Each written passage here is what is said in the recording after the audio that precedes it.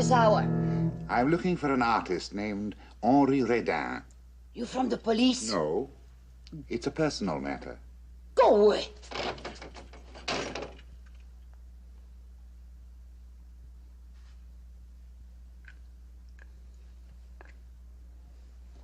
All right.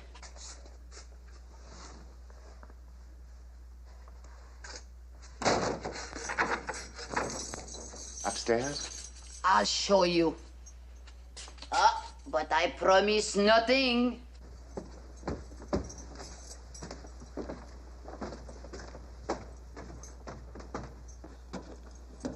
He's been locked in his room for a week. When I knock, he tells me to go away. He's painting a masterpiece. Oh, then he is working. Or drinking. Or taking drugs. He is fool, that one. Oh, many painters have lived in this pension, but none like Radin. This masterpiece you spoke of, have you seen it? I do not wish to see it, monsieur. His work is evil. Perhaps a nude. There is no evil in nakedness. Oh, but Radin, he paints monsters. He sketches at night in graveyards. Graveyards? Oh, last month he did the portrait at the morgue. His model was a corpse. He called his painting Still Life. Huh. Monsieur Radin, open the door. You have a visitor. You see, he will not answer. Perhaps he's ill. Better use your key. Please open the door, madame. I insist. And by what right, monsieur? I am his father. Oh.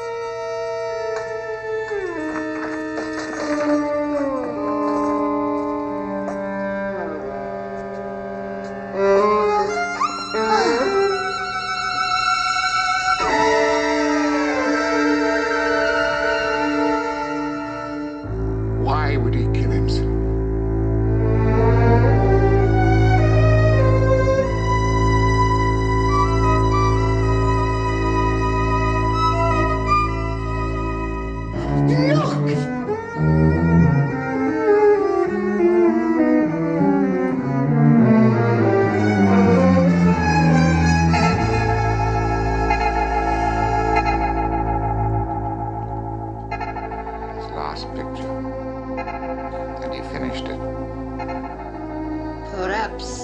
Perhaps the picture finished him.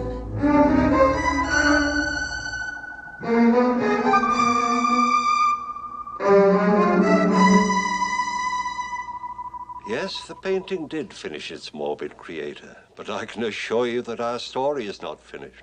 Oh, no. It's only just begun.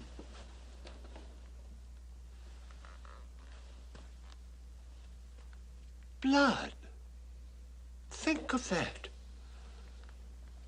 This painting is over 100 years old, and yet real blood still glistens on the scythe of the Grim Reaper, which by no mere coincidence is the title of our story for tonight. How strange indeed that the immortality sought by a mad artist should assume the form of death.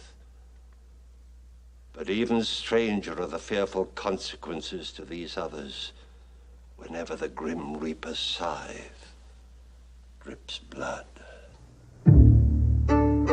Our principal players are William Shatner, Natalie Schaefer, Elizabeth Allen, Scott Merrill, Fifi Dorsey, and Henry Daniel. You've seen the harbinger of evil. Someone is in mortal danger as sure as my name is Boris Karloff.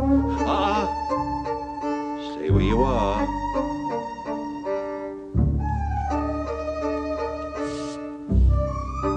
I'll join you as you wait and watch.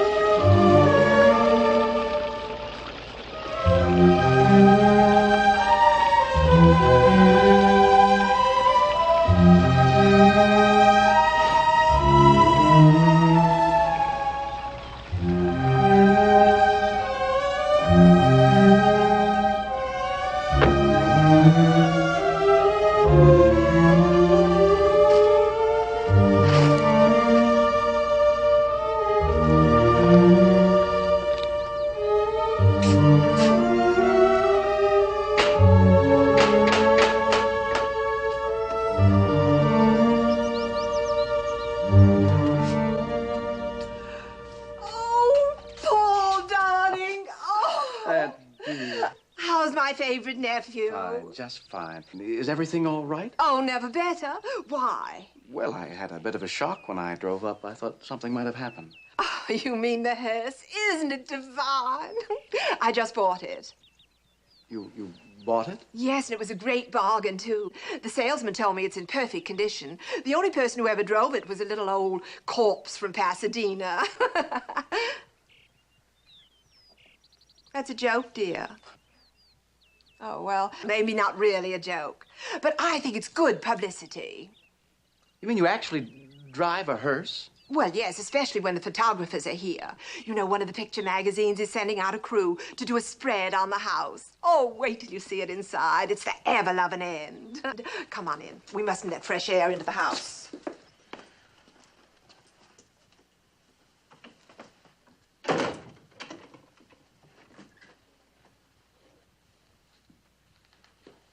Well, what do you think? Who designed this place? Charles Adams? I cannot tell a lie. I did it with my little hatchet. I don't get it. Oh, Paul, dear, to you, I'm just good old Auntie B. And a bit of a kook, right? Oh, now I know. Never mind. But you must remember that to the public, I'm Beatrice Graves, author of 27 hardcover mysteries, 11 screenplays, and 3 television series based on characters that I created. So it pays off to be a bit of a character myself. Well, now do you get it? This is showbiz. Now I see. You had me a bit worried. Buying this old barn, calling it Gravesend. Oh, I'd much rather have called it Bedside Manor.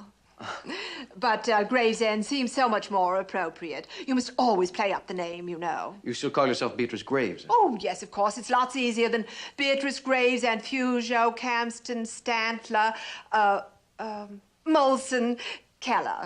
4 husbands. 5, darling. You're forgetting Keller. Keller? Where does he come in? Right through there. Darling. Oh.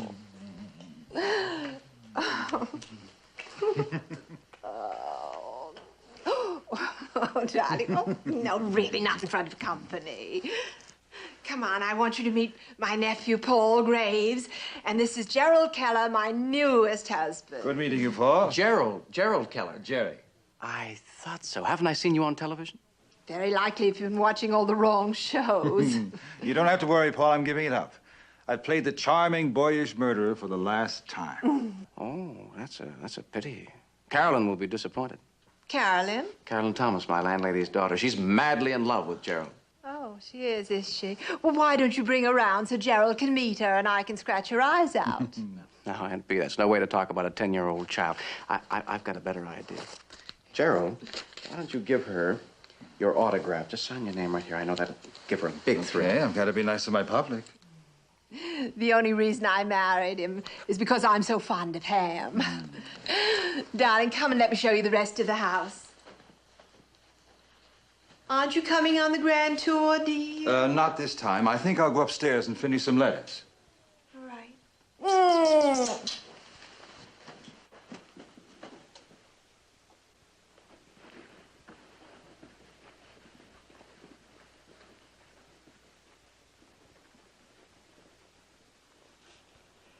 Well, what do you think of it? Very impressive, but very expensive to keep up. I decided that I could afford a few luxuries at my age. I wasn't talking about the house. Neither was I. Oh, Paul, I did so hope you'd understand. Oh, I do, Aunt B. I didn't come here because of Gerald. I wondered about that. You haven't seen me in over a year, not since I came back from Europe. What made you decide to visit me? Must be something important. It is, Aunt B, very important.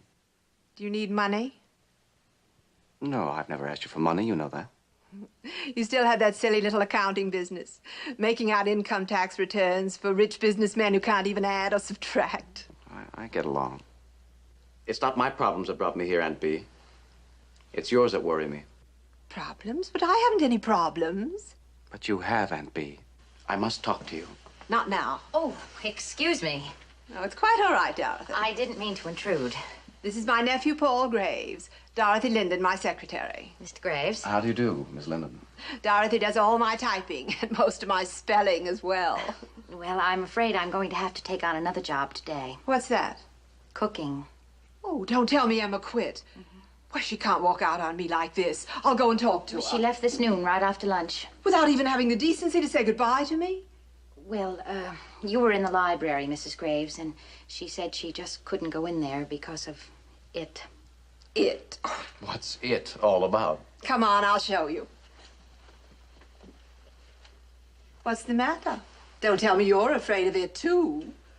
Perhaps. You make it sound like you're concealing some sort of monster in there. Come see for yourself.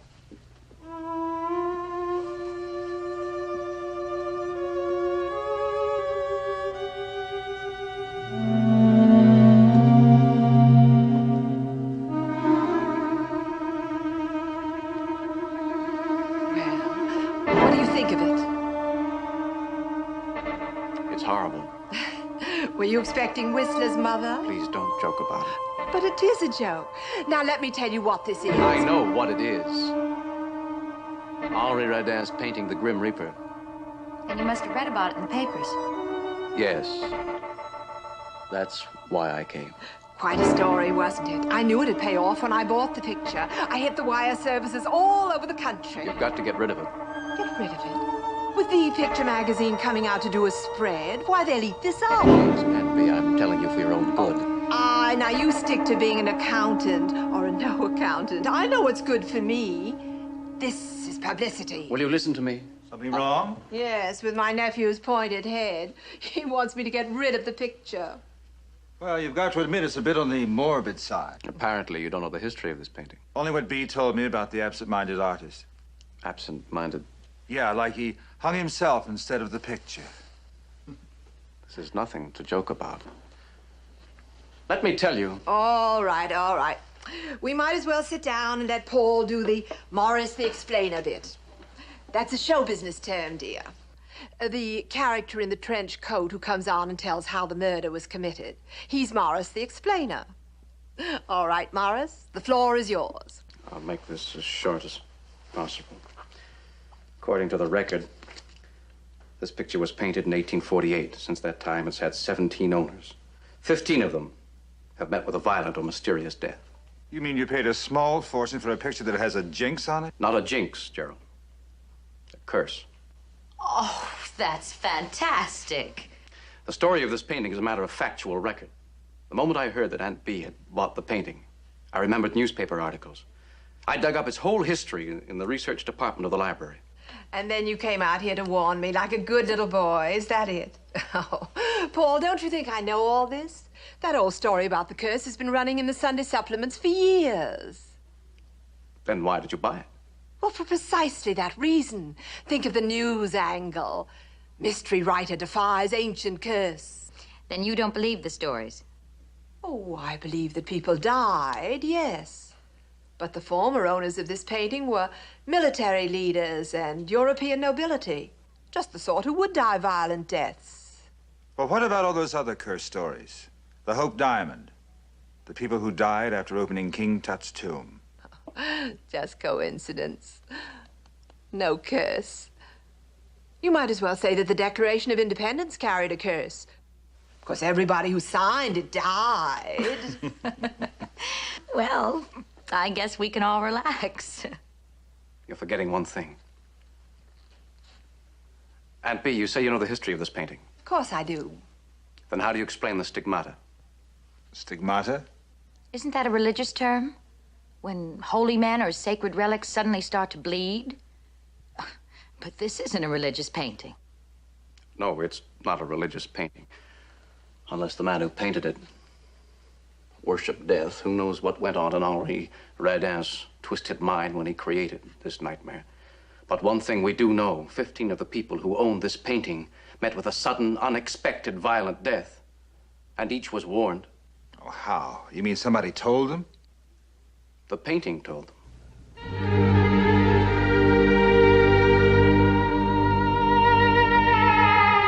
Every time someone is about to die, the painting begins to bleed. Oh, you are making this up. Isn't he, Mrs. Graves? Of course, I've heard that story. The art dealer told me that... Couldn't it be true? Oh, no. Superstitious nonsense. What do they mean when they say the picture bleeds? Oh, I don't know. Maybe Aunt Bea's right. It does sound fantastic. They say this is the Grim Reaper, the angel of death. And he gives a warning. You see the scythe he carried? Whenever anyone is about to die, the blade of that scythe begins...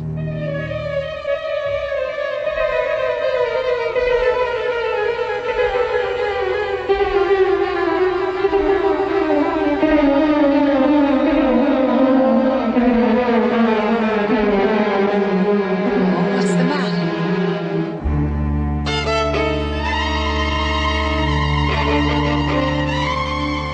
What is it?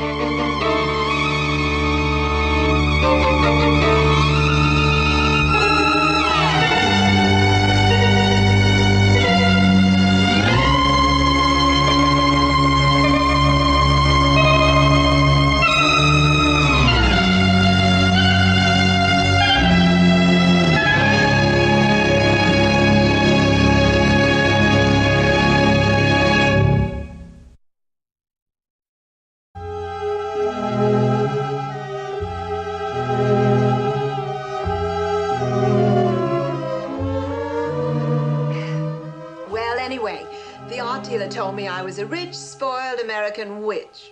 That's the word he used, in French, of course. Then he insisted on 150,000 francs. Mr. Keller. Dorothy seems to think you've had enough to drink. Don't be silly, darling. I called him a bandit. I told him that crime doesn't pay that well, not even on television. And then we compromised for 100,000. You paid 100,000 francs for that obscenity. Don't get so excited, Paul. I'm rather fond of the old Reaper. You know, art is like marriage. I don't know very much about men, but I know what I like. It's very good brandy. You sure you want to have some, Paul? Cognac's the same as a woman. At its very best between the ages of 25 and 40. 50. I'm cold out here. I'm going into the library. Bring the brandy, dear. Aren't you coming with me, Paul? No, Aunt Bea, I'm going up to my room.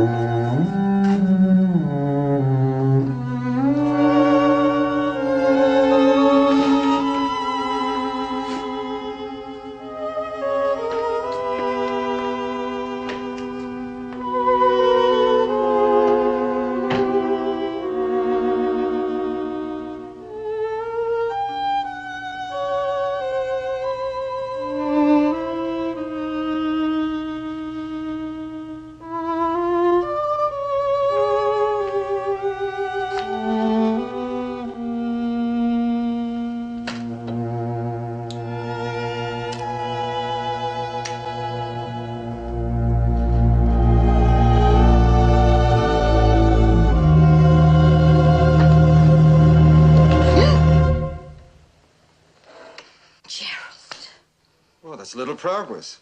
At least we're on a first-name basis. What's the idea of sneaking up on me like that? I'll give you 3 guesses. This is no time for clowning. But I'm not clowning. If you just give me the chance, I can prove it. You promised to leave me alone. I guess I'm just a forgetful type. Well, let me remind you then.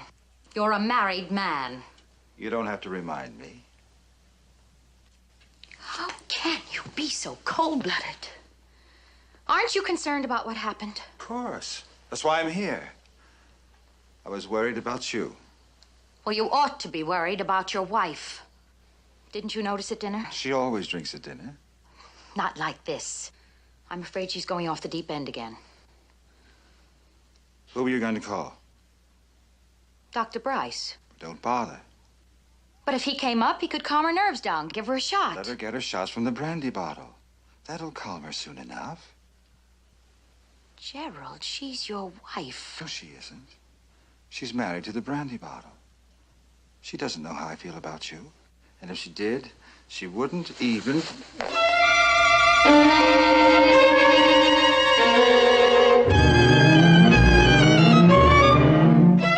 out of here. Get out!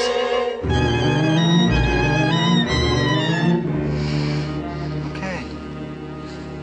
I can take a hint.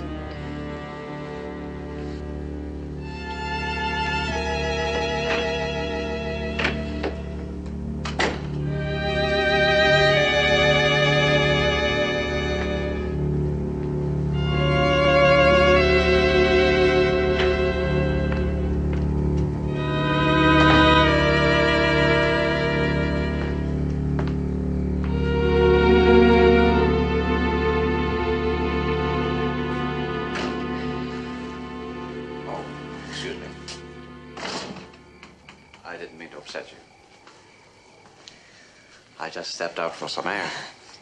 I know. I'm afraid we're all a bit tense tonight. My aunt seems very upset.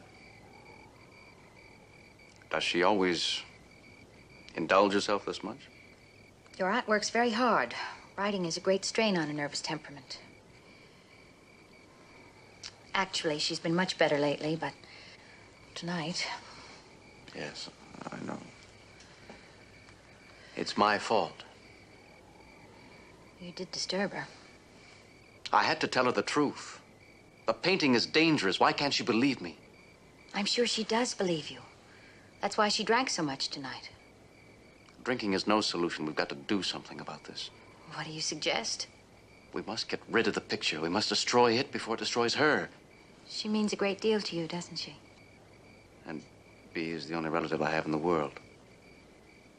And I love her. That's why it's important to me. She must be protected. Then why don't you talk to her? Right now. Maybe she'll listen to you. She must listen. I think she's still in the library.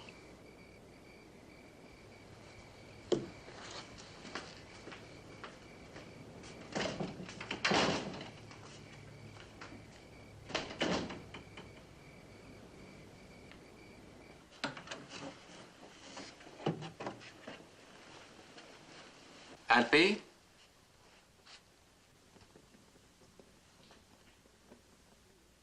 Aunt Bea?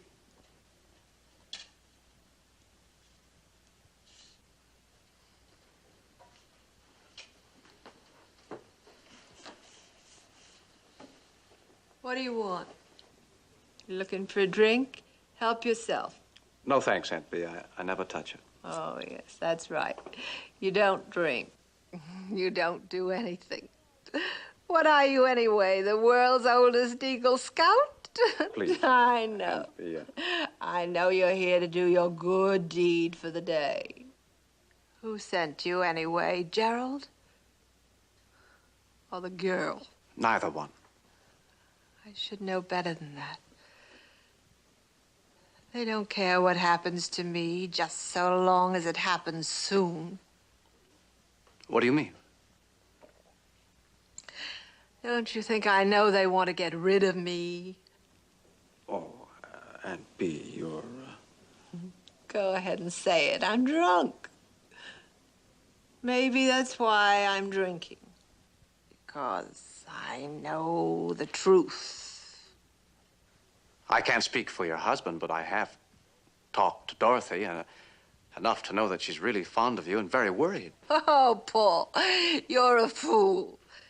Can't you see the girl's angle?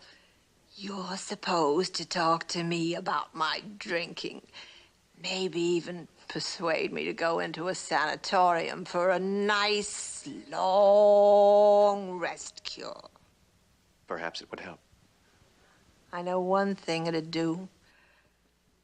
It'd leave the two of them here, alone together. Now do you understand? If you believe that, why do you allow the situation to go on? Because I'm a fool, too. I love my husband. Funny, isn't it?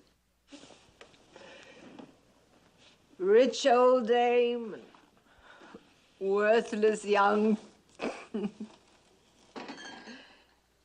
Great plot for a murder mystery, And B, the stigmata, we've been warned. Something could happen. Go ahead and say it. Say what? The line. It's in all the mysteries. You've got to believe me. That's it. That's the line. You've got to believe me. That's what our hero always says to the police just before the murder. Nobody ever believes him. And then, all of a sudden, before you know it...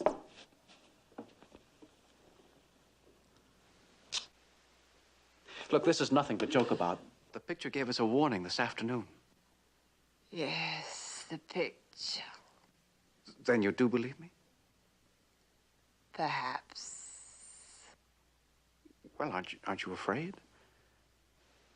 Sitting here alone like this, staring at that face? Skulls have no faces, Paul. And death has no terrors. Not for me. Death is just a business partner. A business partner? Of course, that's what he is. I made a fortune working with death. He's in all my stories. Oh, he can't scare me. Aunt Bee, listen to me for the last time. You've got to get rid of that picture. All right, we'll talk about it tomorrow. Now go on upstairs to bed. What about you? I'll be up in just a little while. Well, what are you waiting for? Go to bed. I don't like the idea of you being here all alone. I'm not alone. I've got all the company I need. Here's to you, old buddy. Aunt Bee, I don't want to make Oh, a pest. leave me alone.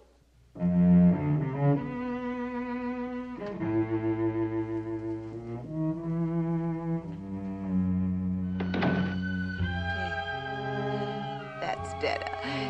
Just the two of us, all nice and cozy.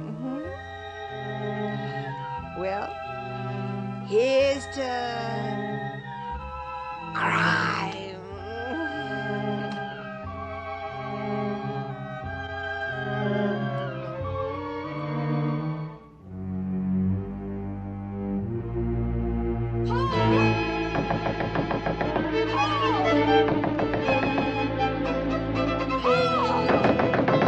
Coming. Hurry, please hurry.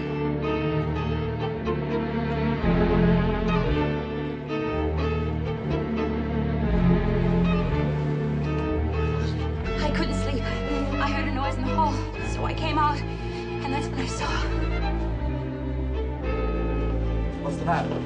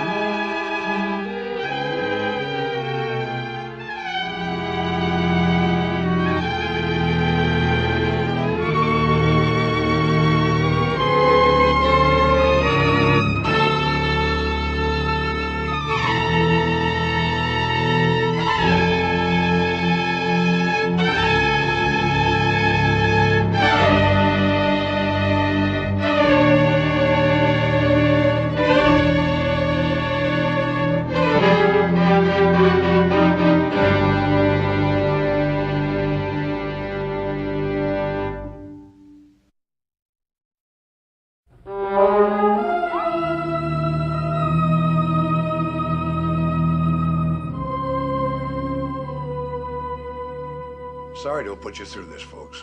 An inquest can be pretty rough. We understand, Sergeant. Under the circumstances, you had no choice. Well, at any rate, it's over now. I just want to stop and say thanks for your cooperation. And to offer my condolences to you, sir. Thank you. And to you. Your aunt was a wonderful woman. Yes, she'll be missed. Sergeant, before you go, there's something I must ask you. Yes? The coroner's jury brought in a verdict of accidental death. Do you accept it? What else could it be? Are you hinting? I'm not hinting anything. I'm asking the sergeant a question. Do you accept that verdict? Yes, I do. We all know she'd been drinking. Stairway was dark. She stumbled, fell. I'm not talking about how she died. I'm talking about why. What do you mean, why? Sergeant, the picture warned us something was going to happen. Please, you're only upsetting yourself. The sergeant knows all about the picture. Believe me, miss, we did everything we could. The lab man went over the picture with X-ray and microphotography. There wasn't a trace of blood. But we saw it. Paul, tell him. I already have. I'm afraid he doesn't believe me any more than Aunt Bee did. But it's true, Dorothy's right. There is a curse on the picture. That's why my aunt died. If there was only some way I could prove it to you. Believe me, if you find out anything at all, I'll be glad to listen. Meanwhile, the verdict stands. I'm sorry, miss. May I show you out, Sergeant? Paul, I'm frightened. There's nothing to be afraid of. It's all over now. Is it? Maybe it's just begun. You're imagining things. The picture is real, and the blood was real. And Gerald is real. Gerald? Oh, you didn't know about him, did you? The way he was always after me. Oh, Paul, he only married you on for her money. Dorothy, that's a very harsh accusation. You have no proof. Your aunt is dead. That's proof enough for me. You told her to get rid of the picture. Oh, you were wrong. She should have gotten rid of Gerald. You don't know what you're saying. Oh, yes, I do. I tell you, it isn't safe to stay in the same house with that man. Now, you can do what you like, but I'm leaving. Leaving? What's this all about, my dear? You can't leave now. We have a visitor. Sir? I don't understand. Who is this man? Mr. Phillips is my late wife's attorney. He's here to read the will. A necessary formality. Now, if you'll be seated, we can proceed. You may use the desk if you like. Thank you.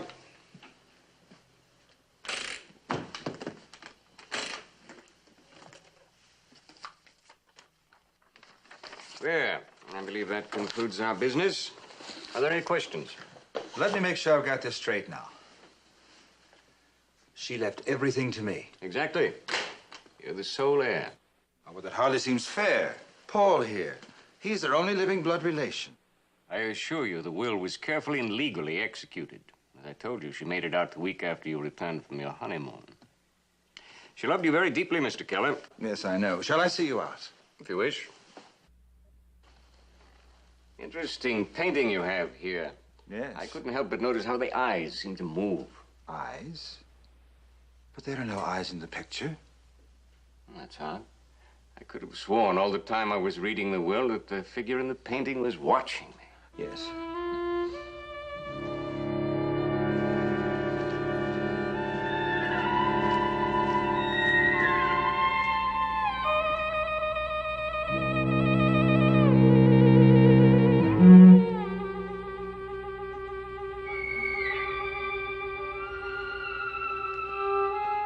Are you sure you won't change your mind? Quite sure. I wish you weren't going. I wish you were. Paul, it isn't safe to be alone with him. Oh, I promised I'd stay on over the weekend with him. Well, be very careful. I'll call you in a few days when I get back to town. Here, I'll take these out to the car for you.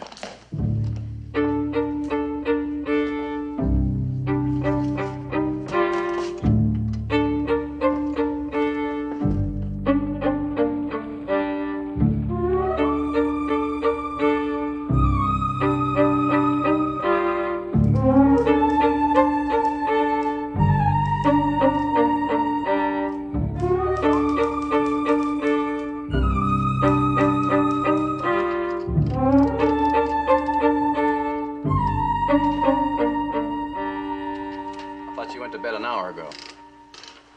Yes, but I couldn't sleep. Just nerves, I know. Why don't you try a sedative? Sleeping pill? I don't have any. I have just the thing. Here, try this. Thanks. Water?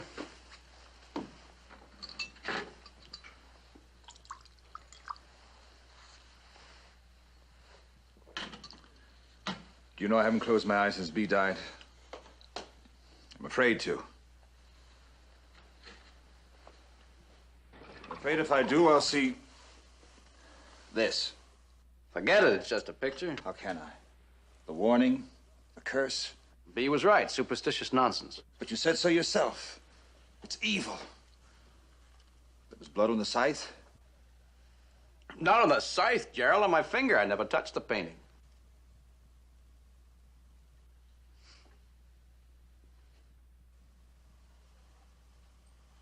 It was all a trick. I had to have an excuse to see Bea again. Dear Aunt Bea, so rich and so selfish. Only one way of getting any money out of her. By inheritance. But I inherited the estate. So you did. But it won't do you any good, I'm afraid. Once you're dead, I'm the only remaining relative.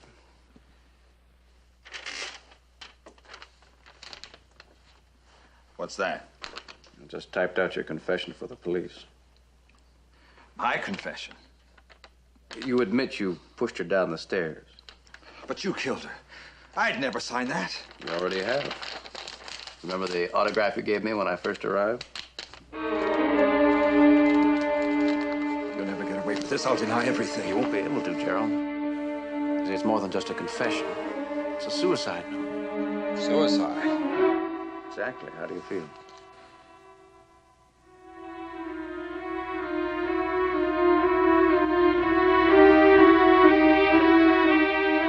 The sleeping pill.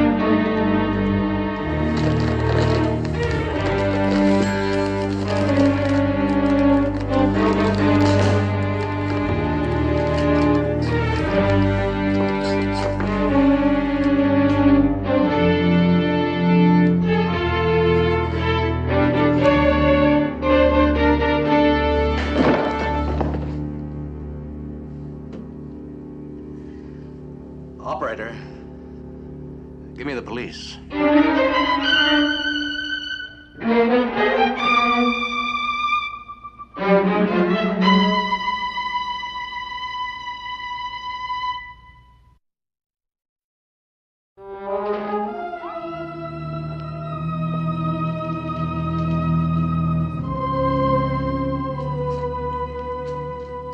Well, thanks for your statement, Mr. Graves. That's all right. Well, I guess there's nothing more to be said. At least now we know the truth. Yes, now we know. You plan on staying on here in case I want to get in touch with you later? Actually, I'd planned to go back to my apartment in town. You can reach me there. I can't say that I blame you. Mr. Graves. Yes? About that picture. What about it? Well, I've been doing some thinking since you told me about that curse. Oh, Sergeant, we know how my aunt died. The picture had nothing to do with it. It's only a painting. Oh, I suppose you're right. Just between the two of us, I'm glad you don't plan on staying in this house with it. Alone. Well, good night.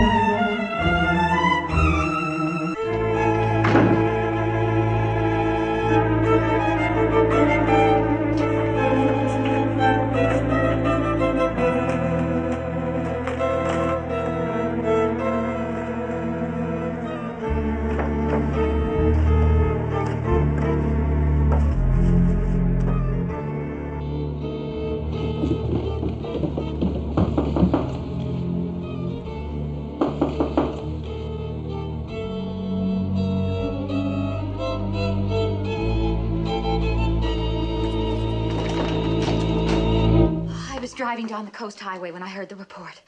Are you all right? Yes, I'm fine. Oh. There's nothing to worry about. The police just left. You're leaving? Yes. Now we can go back together. Paul, just a moment. What is it? The picture.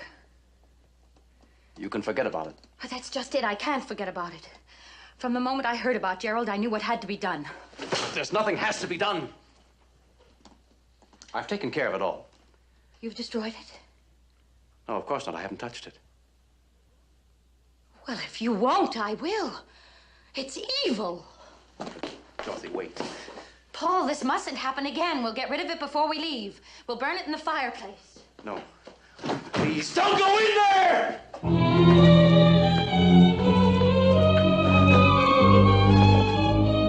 There's nothing to fear. There's no curse. Your aunt is dead, Gerald is dead, and you may die! I made it up to frighten them! It's just a picture, that's all. An old picture. It doesn't really bleed. You made it up? Yes, there's no curse.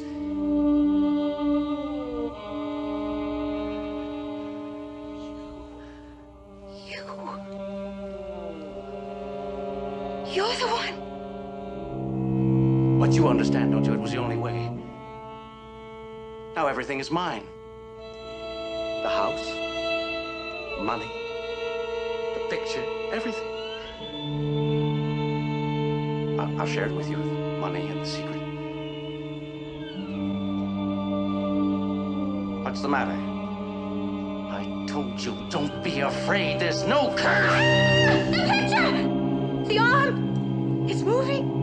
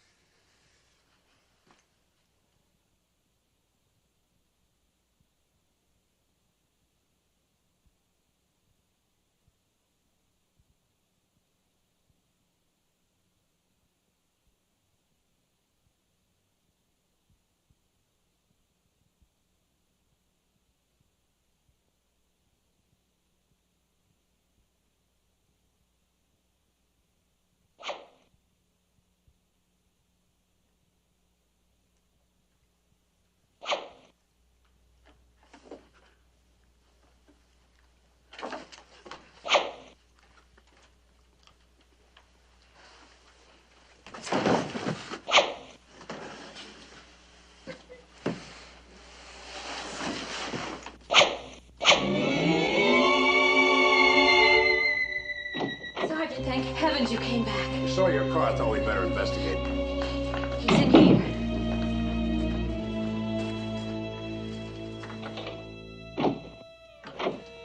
Excuse me, miss.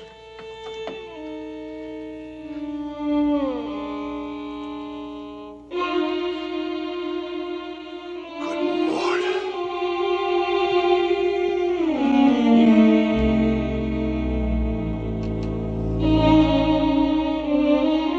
His throat. Look at his throat.